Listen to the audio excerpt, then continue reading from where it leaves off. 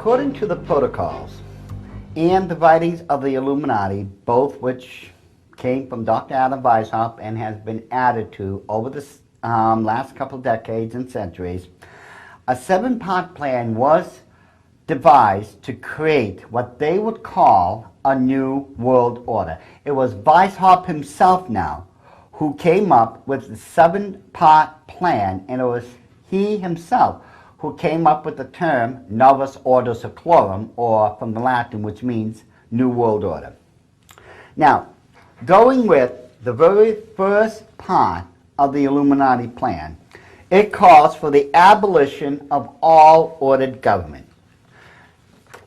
Here is what the protocols have to say on how they're going to abolish all ordered governments and what they believe about these things. Political freedom is an idea, but not a fact. This idea one must know how to apply whenever it appears necessary with this bait of an idea to attract the masses of the people to one's party for the purpose of crushing another who is in authority. In other words, what they're doing, they've got a 2-party system going in which they constantly will have one look like the bad guy and the good guy side will always fight them. And then somehow miraculously this side now becomes the bad guy, and this side, who was the bad guys, now the good guys fighting against them. Now does this sound familiar? Especially with our own Senate and everything else that goes up there on Capitol Hill. Does any of this sound familiar? Moving on along, it says, whether a state exhausts itself in its own convulsions, whether its internal discord brings it under the power of external foes, in any case it can be accounted irretrievably lost. It is in our power. In any state in which there is a bad organization of authority, an impersonality of laws and of the rules, and of the rulers who have lost their personality amid the flood of rights ever multiplying out of liberalism, I find a new right, to attack by the right of the strong and to scatter to the winds all existing forces of order and regulation, to reconstruct all institutions and to become the sovereign lord of those who have left to us the rights of their power by laying them down voluntarily in their liberalism. And tell me if this one doesn't sound familiar. The constitution scales of those days will shortly break down, for we have established them with a certain lack of accurate balance in order that they may oscillate incessantly until they wear through the pivot on which they turn. In other words, the Constitution has been designed and set up in such a way that they would be able to bring it down. And that's exactly what we see nowadays. My question would be, do we even have a Constitution anymore? Because if we do, I tell you, none of those judges are certainly going by it. When we introduce into the state organism the poison of liberalism, its whole political complexion underwent a change. States have been sealed with a mortal illness, blood poisoning. All that remains is to await the end of their death agony.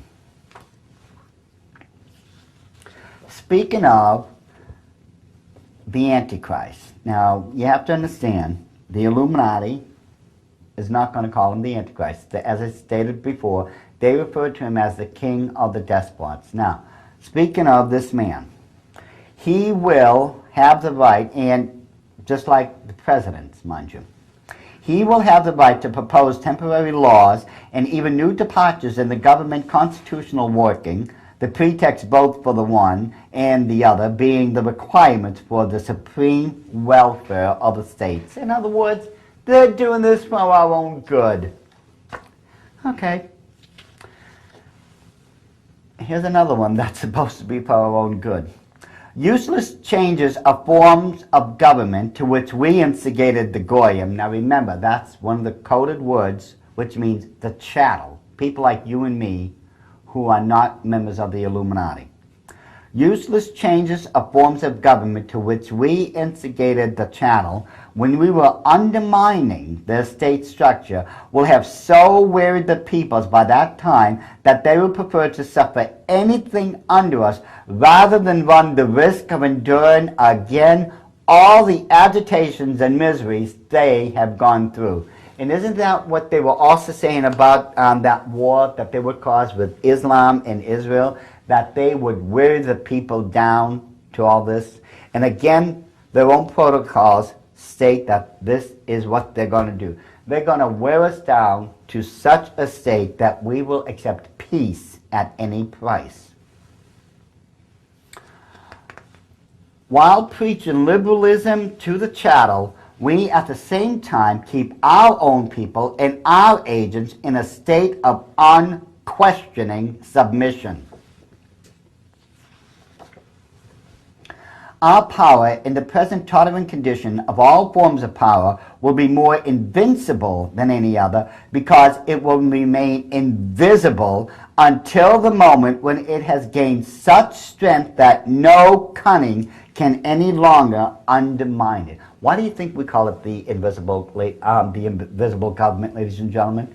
It's right here. It always has been. But remember, according to these so-called intellectuals, all this can't possibly be correct. Yet, we see this happening all the time. This, then, is the program of the new Constitution. And I've told people in the past, I don't know how many times, the Illuminati already have a new Constitution waiting to implement when the time is right. And I don't see that too many years down the road from now. We shall make law, right, and justice, number one, in the guise of proposals to the legislative cause. Two, by decrees of the President under the guise of general regulations, of orders of the Senate, and of resolutions of the State Council in the guise of ministerial orders. And three, and in case a suitable occasion should arise, in the form of a revolution in the state. So how do they plan to abolish all loaded government? Through party dissension, liberalism, and an imbalanced constitution. Why? So that a new constitution may replace the old one. Now, the second part calls for the abolition of all private property. How do they plan to do this? We shall create by all the secret subterranean methods open to us, and with the aid of gold, which is all in our hands, a universal economic crisis whereby we shall throw upon the streets whole mobs of workers simultaneously in all the countries of Europe. These mobs will rush delightedly to shed the blood of those whom, in the simplicity of their ignorance, they have envied from their cradles, and whose property they will then be able to loot. Folks, isn't this called a depression? Historically speaking, the greatest depression that has ever happened was the one on October 29, 1929. Literally speaking, billions and billions and billions of dollars was lost that day. And if you notice, it's stated here that they would cause it in Europe. These matters would also eventually come into America, and historically speaking, we've had 6 depressions, 6 major ones. One of the last ones, as I just stated, would have been October 29, 1929. But let's continue. The protocols continue to go on to say, it is essential, therefore, for us, at whatever cost, to deprive them of their land. This object will be best attained by increasing the burdens upon landed property and loading lands with debts. These measures will check landholding and keep it in a state of humble and unconditional submission. You see, this is what's interesting, folks. You know, most people who have a house and maybe own a couple of acres of land on it, they actually think they own it. They think they own that piece of God's earth. That is the biggest joke I have ever heard, and then it's a sad joke at that. Because the fact of the matter is, if you don't pay your land taxes, your property's gone. So it can't be yours outright to begin with. It never will be yours. No matter what happens, you have to pay your land taxes every 6 months or every year. And if you don't pay it, guess who's going to come and take it? Plus, if you leave that, let's say, as an inheritance to your son or your daughter, well, guess what? The same thing's going to happen to them. It doesn't end. It becomes a vicious cycle. Because if they don't pay an inheritance tax for that property, it's going to be taken away. Now, if they pay the inheritance tax, they end up with paying a yearly tax or a bi-yearly tax, and if they don't, the property is still taken away. So you see, no one owns that land outright unless it's the government and the powers that be. The protocols go on to say this about the abolition of all private property. The rich must be aware that it is their duty to place a part of their superfluities at the disposal of the state, since the state guarantees them security of possession of the rest of their property and the right of honest gain. I say honest, for the control of a property will do away with robbery on a legal basis. Therefore, we must not stop at bribery, deceit, and treachery when they should serve towards the attainment of our end. In politics, one must know how to seize the property of others without hesitation if by it we secure submission and sovereignty. So, going by the protocols, how are they going to abolish all private property? Through bribery, deceit, treachery, and economic crisis. Why? To secure submission and sovereignty over you and I. The third one, the abolition of all inheritance. Purchase, receipt of money, or inheritance will be subject to the payment of a stamped progressive tax. Any transfer of property, whether money or other, without evidence of payment of this tax, which will be strictly registered by names, will render the former holder liable to pay interest on the tax from the moment of transfer of these sums up to the discovery of his evasion of declaration of the transfer. Oh my goodness. Doesn't this sound like the IRS? They will hunt you down until they get every penny out of you that they feel they rightfully have coming to them. Just strike an estimate of how many times such taxes as these will cover the revenue of the Goyim states, or the chattel state as it should be translated. This is exactly why they're going to abolish all inheritance. How they're doing this? Through unfair high burden of taxes. And they're doing this, they clearly said, to take away our revenue. See, it was in 1838, Meyer Amschel Rothschild, who was the head of the Illuminati at that time, made a very, very profound statement. He said, "Allow me to issue and control the money of a nation, and I care not who writes its laws." And he was right. Whoever pulls the purse strings makes the law. And that's what they're stating here, to take away our revenue. Now the fourth step towards their 7-part plan of creating a new world order calls for the abolition of all patriotism. Listen to how they plan to do this. It is with this object in view that we are constantly, by means of our press, arousing a blind confidence in these theories, which our agent specialists have cunningly pieced together for the purpose of educating their minds in the directions we want. Do not suppose for a moment that these statements are empty words. Think carefully of the successes we arranged for Darwinism, Marxism, Nietzscheism. Now think about this. They themselves claim that they're the ones who arranged for the successes of Charles Darwin, Marxism, and Nietzscheism.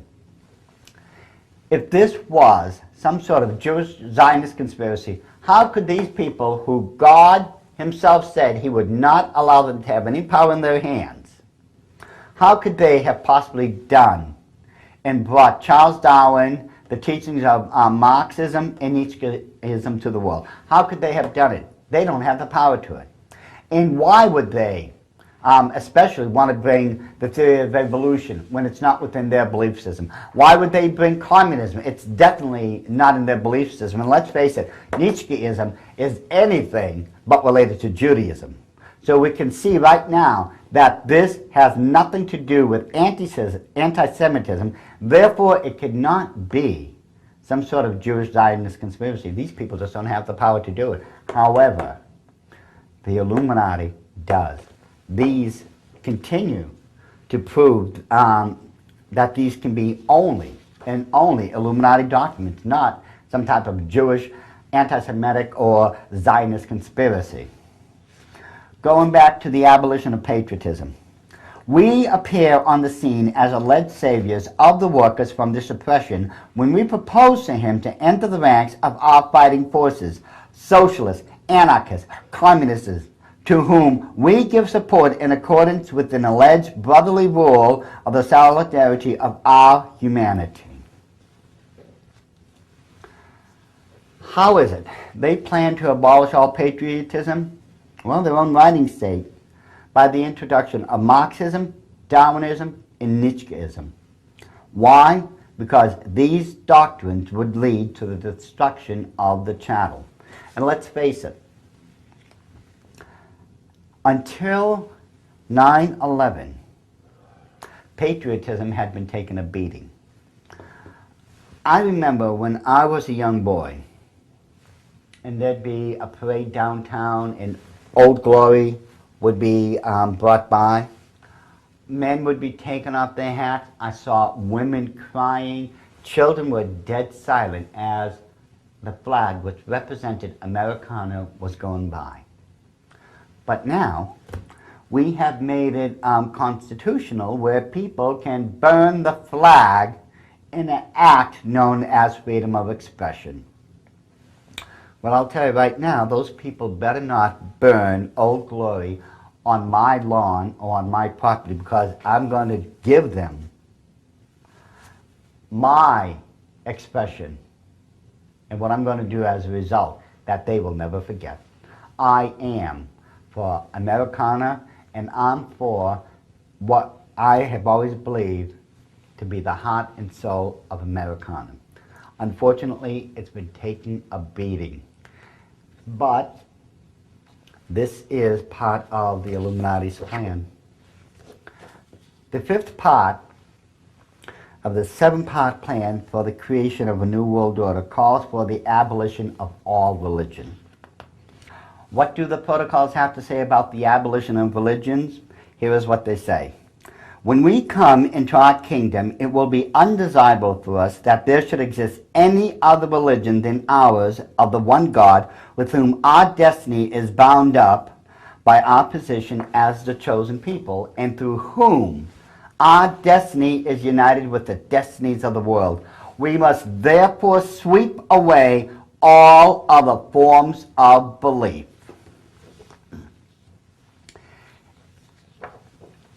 This one, as far as I'm concerned, says it all. It's just 5 simple words, but it is so profound. It says, time was when faith ruled. It was so true. When the Puritans first came here into America, they settled up and established Christianity here in America. They really were a people who wanted Christianity to flourish in this new land. They believed in God with all their hearts, their mind, their soul, their body. However, once the Illuminati managed to sink their clutches into America, religion has been, as far as true Christianity, has been under never-ending, ceaseless attacks. We've had so many historical figures whom we believe were Christians, who we like to attribute, historically speaking, were well grounded in the Christian faith, in the beliefs and the doctrines and dogmas of Christianity. But as my dear brother and my good friend Chris Pinto is going to prove in a very new and exciting DVD, he's going to demonstrate something that is going to shock you folks to the literal core of your Christian belief. He's going to prove that everything we believed about our early forefathers, as far as them being solid Christians, them being the authors of Christianity in America, and so many other things, he is going to blow those notions completely out of the water. And I've already had many discussions with him about this new film of his coming, and I'm excited. I can't wait for it to come out because I know this is going to cause a firestorm. When I say a firestorm, I am expecting, and I've jokingly said this to Chris, I'm expecting them to take him down to the village square and offering him up as some type of, as a sacrifice to some type of pagan god. This is how much of a controversy this new information is going to bring about. But I'll tell you right now, it's Chris Pinto, it's documented, it's solid. You have got to get this one, ladies and gentlemen. I am absolutely excited about it. Look for this because Cutting Edge Ministries is going to be selling this one soon. I am personally, as I said, very, very excited to see this one come out. Now, continuing with what the protocols have said about religion, let's go on with this. It is with this object in view that we are constantly, by means of our press, arising a blind confidence in these theories. You see, the Illuminati has purposely been putting out, through these so-called intellectuals, all these wonderful theories and arguments that will do anything but build your Christianity and your faith in Christ. Remember, they've already claimed that they're the ones who made sure that the theory of evolution through Charles Darwin, or Darwinism, would succeed, and Darwinism completely negates God out of the formula. Marxism, which is based on communism, let's face it, they're a godless society, and Nietzscheism, he believes man eventually could become a god unto himself. Going on, it says, we have long past taken care to discredit the priesthood of the chattel and thereby to ruin their mission on earth, which in these days might still be a great hindrance to us.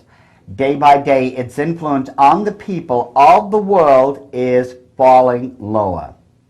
Now, what was the mission we were given to fulfill on the earth? To bring the message of Christ and His Word throughout all the world, and to make these people, and to save these people. Our mission is one of salvation. And yet, To this very day, I hear more and more excuses from I don't know how many different type of Christians why they're not witnessing. You know, and this was the Great Commission. We are supposed to go out there and make believers of all men. And the Illuminati, in their own words right now, just stated, we can still be a hindrance to them. But our influence is falling every single day because we are allowing the world into our lives more than we are allowing Christ into our daily lives.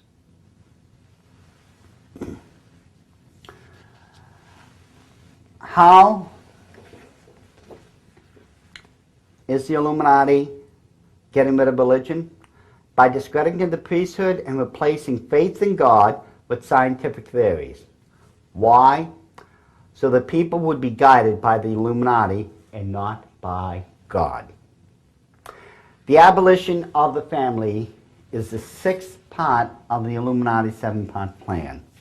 Here's what they have to say on it.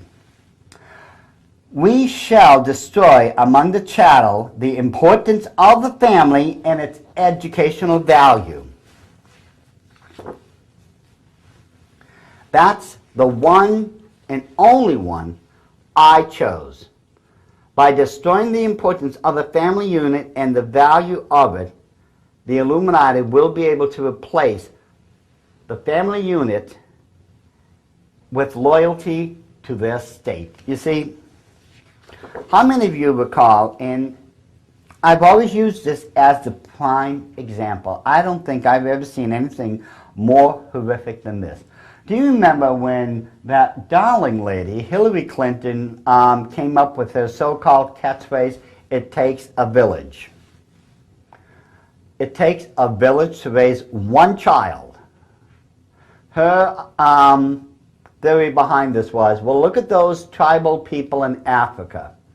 All the people of the village watch over the kids and they teach them everything they need to know. Guess what? Hillary, this is not Africa. This is America.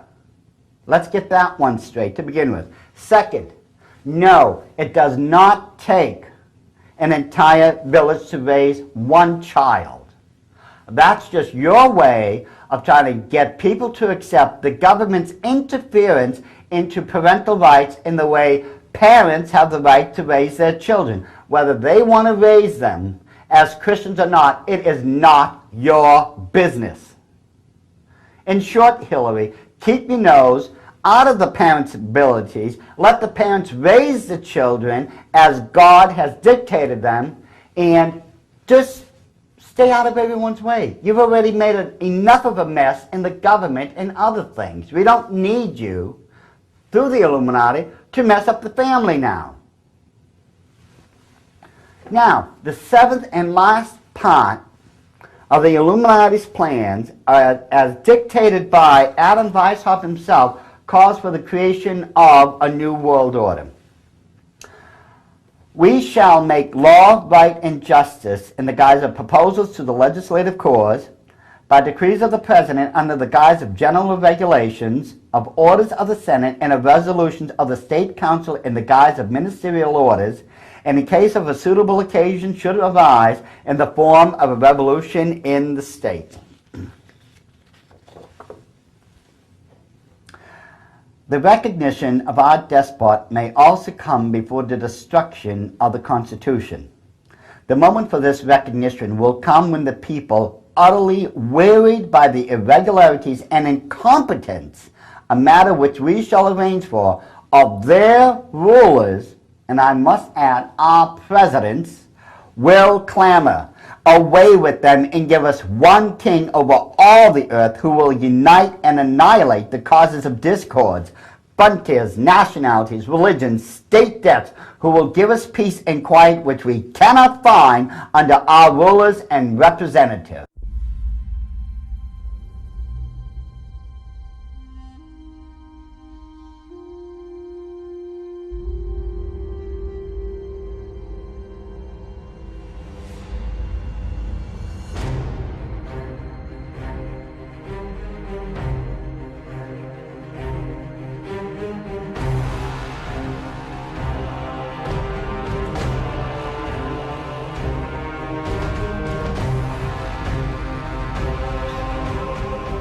they clearly point out all these people that are being set up in government are purposely being put there so that they will destroy everything we hold sacred. We will be so tired of it that we are going to literally accept, as I've always stated, peace at any price.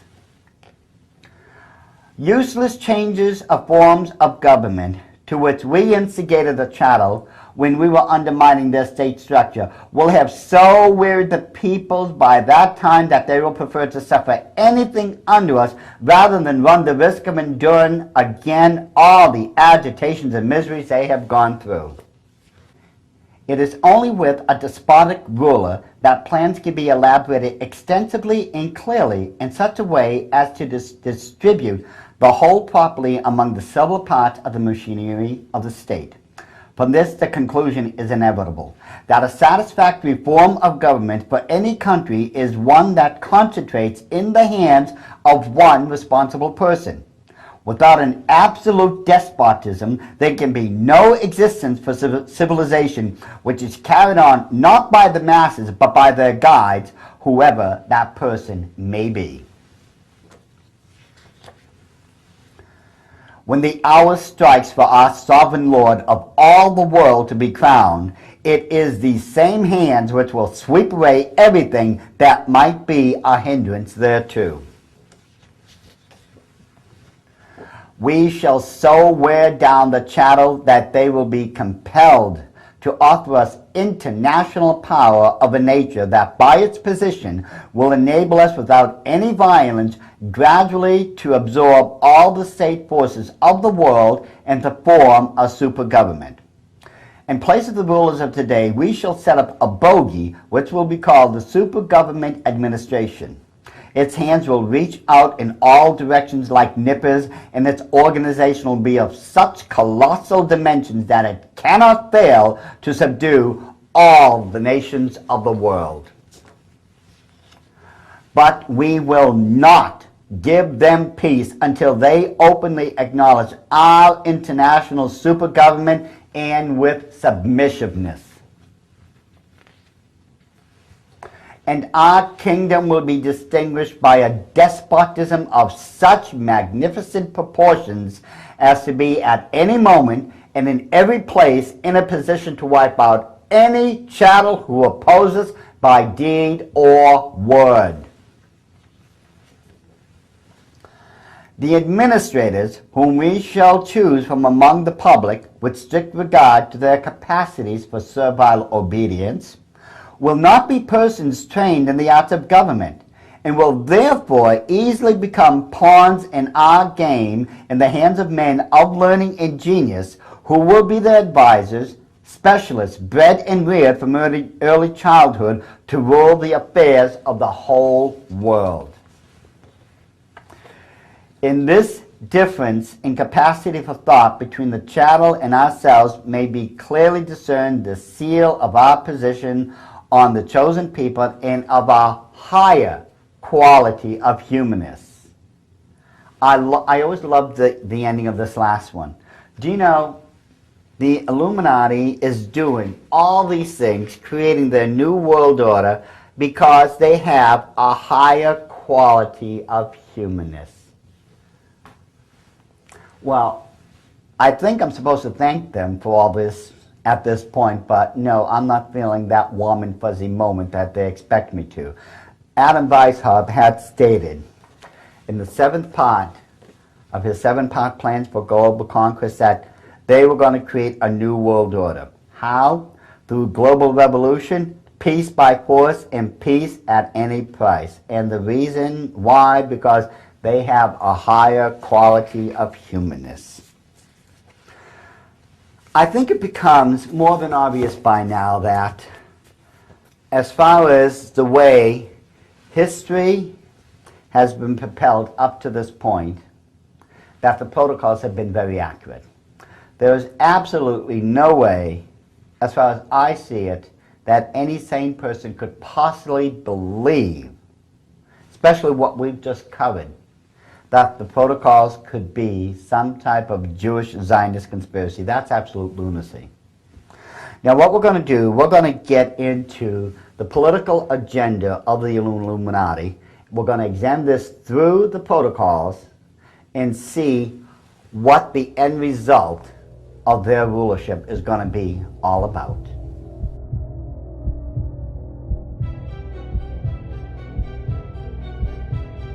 Once the Illuminati have taken over the earth, literally speaking, and it's been prophesied in the scriptures, and they've set up their new world order, they're going to have to set up a ruling kingdom. In other words, they've got to have a plan to take over the nation and how they're going to govern it. And this is what we're going to look at next. The first thing that they're going to have to do is obviously set up a king, someone who's going to rule the entire earth. Now, again, as I said before, we're just going to use the protocols. And the reason I'm just using the protocols right now is to prove, among other things, that this does not represent a Zionist conspiracy. There's no way it could. Because, as we've already stated, the Jewish people are not in a position by temporal power or by godly power to be able to do this. Remember, God let them have it because they were in disobedience to Him. Just like God will still let you or I have it if we step out of line. Here's what they say about their king. The Supreme Lord, who will replace all now existing rulers, dragging on their existence among societies demoralized by us, societies that have denied even the authority of God, from whose midst breaks out on all sides the fire of anarchy, must first of all proceed to quench this all-devouring flame. Therefore, he will be obliged to kill off those existing societies, though he should drench them with his own blood, that he may resurrect them again in the form of regularly organized troops fighting consciously with every kind of infection that may cover the body of the state with sores. This chosen one of God is chosen from above to demolish the senseless forces moved by instinct and not reason, by brightness and not humanness. By want and envy and hatred which it engenders, we shall move the mobs, and with our hands we shall wipe out all those who hinder us on our way. When the hour strikes for our sovereign Lord of all the world to be crowned, it is these same hands which will sweep away everything that might be a hindrance thereto. Now listen carefully to this one. It is only with a despotic ruler that plans can be elaborated extensively and clearly. Without an absolute despotism, there can be no existence for civilization, which is carried on not by the masses, but by their guide, whosoever that person may be. Ever since that time, we have been leading the peoples from one disenchantment to another, so that in the end they should turn also from us in favor of that king of the despots, whom we are preparing for the world. The recognition of our despot may also come before the destruction of the Constitution. Now see, part one, or I should say step one. They've got their king. Now they need a kingdom. Here is what they have to say on that. It is this which has served as a basis for our organization of secret masonry, which is not known to, and aims which are not even so much as suspected by these chattel, attracted by us into the show army of Masonic lodges in order to throw dust in the eyes of their fellows. Today, I may tell you that our goal is now only a few steps off. There remains a small space to cross, and the whole long path we have trodden is ready now to close its cycle of the symbolic snake by which we symbolize our people. When this ring closes, all the states of Europe will be locked in its coil as in a powerful vice. Our right lies in force. The word right is an abstract thought and proved by nothing. The word means no more than give me what I want in order that thereby I may have a proof that I am stronger than you. Our power in the present tolerant conditions of all forms of power will be more invincible than any other because it will remain invisible until the moment when it has gained such strength that no cunning can any longer undermine it. For us, there are no checks to limit the range of activities. Our supergovernment subsists in extra-legal conditions which are described in the accepted terminology by the energetic and forcible word dictatorship. By all these means we shall so wear down the chattel that they will be compelled to offer us international power of a nature that by its position will enable us without any violence gradually to absorb all the state forces of the world and to form a super government. In place of the rulers of today, we shall set up a bogey which we will call the super government administration. What form of administrative rule can be given to communities in which corruption has penetrated everywhere? Communities where riches are attained only by the clever, surprise tactics of semi-swindling tricks, where looseness reigns, where morality is maintained by penal measures and harsh laws, but not by voluntarily accepted principles, where the feelings towards faith and country are obliterated by cosmopolitan convictions. What form of rule is to be given to these communities if not that despotism which I subscribe to you later? We shall create an intensified centralization of government in order to grip in our hands all the forces of the community. We shall regulate mechanically all the actions of the political life of our subjects by new laws. These laws will withdraw one by one all the indulgences and liberties which have been permitted by the chattel. When we come into our kingdom, it is undesirable for us that there should exist any other religion than ours.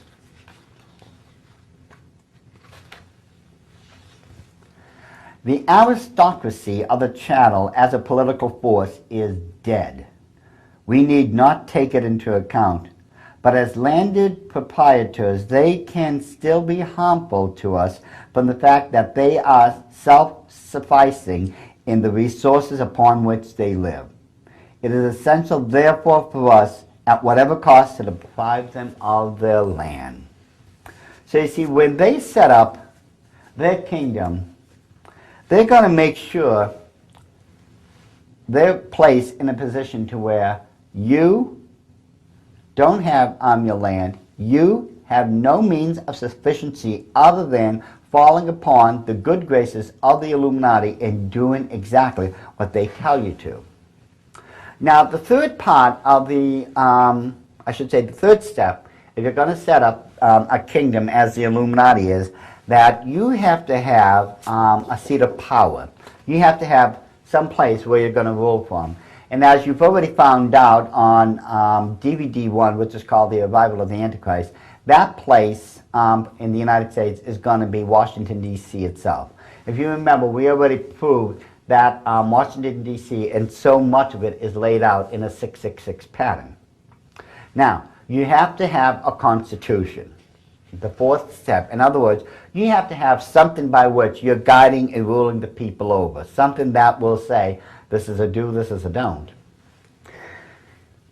And here is some of what the protocols have to say on that subject. Liberalism produced constitutional scales, which took the place of what was the only safeguard of the chattel, namely despotism, and a constitution, as you well know, is nothing else but a scroll of discords, misunderstandings, quarrels, disagreements, fruitless party agitation, party whims, in a word, a school of everything that served to destroy the personality of states' activities. By such measures, we shall obtain the power of destroying little by little, step by step, all that at the outset, when we enter on our rights, we are compelled to introduce into the constitution scale, into the constitutions of states to prepare for the transition to an imperceptible abolition of every kind of constitution. And then the time is come to turn every form of government into our despotism. So you see, the Constitution has been constantly under attack ever since Ross Perot was running for president. I haven't seen anyone quite like Ross Perot, who was so against our present Constitution and wanted it destroyed and something else placed within. But then again, this is what the protocols have been calling for all along. They already have the new Constitution ready. It's just a matter of when are they going to implement it. That's it. Now, they have to have a council. If you're going to set up any type of kingdom, a ruling body, something that is going to, that the king of the despot is going to act through. Here's what the protocols have to say on this. This one's a little bit lengthy, but I think you'll find this one very interesting. Reared on analysis, observation, on delicacies of fine calculation, in this species of skill we have no rivals, any more than we have either in the drawing up of plans of political actions in solidarity. In this respect, the Jesuits alone might have compared with us, but we have contrived to discredit them in the eyes of the unthinking mob as an overt organization, while we ourselves all the while have kept our secret organization in the shade. However, it is probably all the same to the world who is its sovereign lord, whether the head of Catholicism or our despot of the blood of Zion. But to us, the chosen people, it is very far from being a matter of indifference. For a time, perhaps, we might be successfully dealt with by a coalition of the chattel of all the world. But from this danger we are secured by the discord existing among them, whose roots are so deeply seated that they can never now be plucked up. We have set one against another the personal and national reckonings of the chattel religious and race hatreds, which we have fostered into a huge growth in the course of the past 20 centuries. This is the reason why there is not one state which would anywhere receive support if it were to raise its arm, for every one of them must bear in mind that any agreement against us would be unprofitable to itself. We are too strong. There is no evading our power.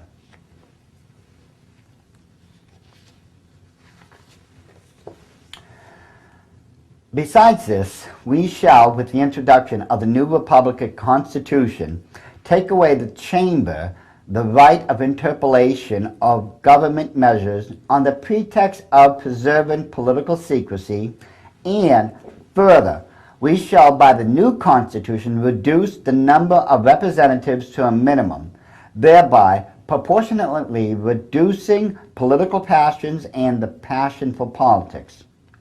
If, however, there should, which is hardly to be expected, burst into flame even in this minimum, we shall nullify them by a stirring appeal and a reference to the majority of the whole people. Upon the President will depend the appointment of Presidents and Vice Presidents of the Chamber and the Senate. Instead of constant sessions of Parliaments, we shall reduce their sittings to a few months. Moreover, the President, as Chief of the Executive Power, will have the right to summon and dissolve Parliament, and in the latter case, to prolong the time for the appointment of a new parliamentary assembly. But in order to No, but in order that the consequences of all these acts, which in substance are illegal, should not prematurely for our plans fall upon the responsibility established by us of the President, we shall instigate ministers and other officials of a higher administration about the President to evade his dispositions by taking measures of their own, for doing which they will be made the scapegoats in his place. This part we especially recommend to be given to be played by the Senate and the Council of State and the Council of Ministers, but not to an individual official. The President will, at our discretion, interpret the sense of such of the existing laws as admit of various interpretations. He will further annul them when we indicate to him the necessity to do so. Besides this, he will have the right to propose temporary laws and even new departures in the government constitutional working, the pretext for the one and the other being the requirements for the supreme welfare of the state. So you see, it becomes very apparent that the Illuminati have already established means by which they will take over a nation. And these were just some of the examples that I found when I was just reading through the protocols. There's a lot more. But for the sake of time constraints, I've had to limit a lot of the material I would have presented today. Unfortunately, as I said, I just don't have all the time I wish I could have had. But I believe I've given more than enough of a firm foundation which will clearly prove to anyone, including a so-called intellectual or some sort of hack journalist, or all these false prophets and apostles, that the protocols are definitely those of the Illuminati. There is nothing anti-Semitic. There is nothing that represents some sort of Jewish Zionist conspiracy. These are just the minutes of the meetings of the organization of the Illuminati that had been gathered together, that had been stolen by a child lady who was working for a Masonic family and who had turned them over to a Russian priest who eventually had them published and which were eventually republished and retranslated by an Englishman known as Victor Marsden. The plans for the Illuminati included 3 world wars, and the protocols verify them. History records the French Revolution, the Great Revolution of 1917 in Russia, which the Illuminati's protocols not only spoke about, but to which they own up to being the causative factors to them.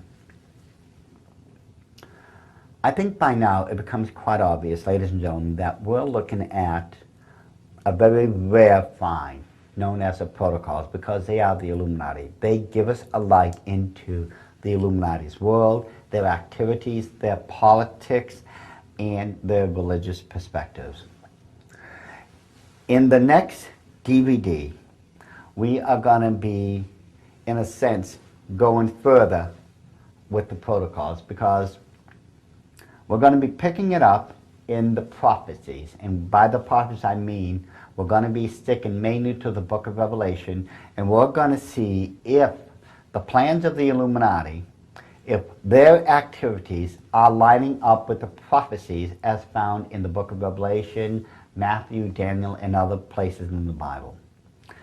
I believe you will find this to be one of the most revealing DVDs you have ever seen when it comes to the Illuminati and their future plans.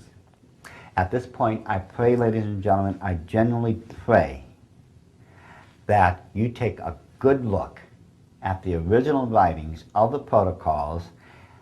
Look at all this information for yourself. I know it is a lot to go by, ladies and gentlemen, but that's what this series is all about. No ministry has ever, in all of recorded history, put together a series based on the Illuminati, their activities, their politics, their money, their religion, and how they line up with biblical prophecies. No one's ever done this.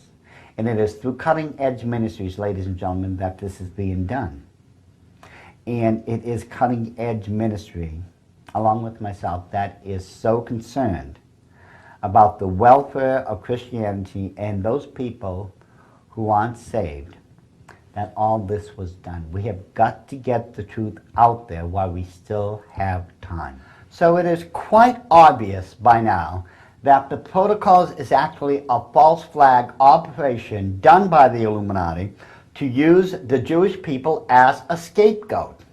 And this is the constant method that the Illuminati have always used. I should know. I was in it. I remember when I've seen them use so many false flag operations. It would completely take your attention off the truth and put it elsewhere. It's so obvious, ladies and gentlemen, once we sit down and go through all this material, and I could have gone through so much more. I had a lot more planned, but I just didn't have the time. But it becomes obvious just by what we've gone through so far that the Protocols are not Jewish in origin, they are not anti-Semitic, and they do not represent some sort of Zionist conspiracy. They do, however, represent an Illuminati covert conspiracy that has been going on ever since the days of Adam Weishaupt himself. What we need to do, ladies and gentlemen, is take individually a good look at all the evidence, go through it step by step, and I think the end conclusion is inevitable, especially when we consider that the Illuminati's documents are coded. We need to understand what is really going on here, ladies and gentlemen, because I don't think we have much more time. And if we go and add that, in accordance to the scriptures, the prophecies that I've seen fulfilled in my lifetime, I don't think we have much more time left. I think what we need to do is to be about our Father's business, learn as much as we can, and speak the truth so people can hear the truth for what it is, and as a result get saved. In conclusion, let me just say to all those Jewish people I love dearly to this very day, Shelu Shalom Yerushalayim, and to my brothers and sisters, I urgently say, fulfill the Great Commission. Go ye out there and make ye believers of all men. Once again, thank you very much for joining me here in this DVD, and I look forward to speaking with all of you once again on our next DVD, number 6 in this series, which is called The Illuminati is Fulfilling Biblical Prophecy.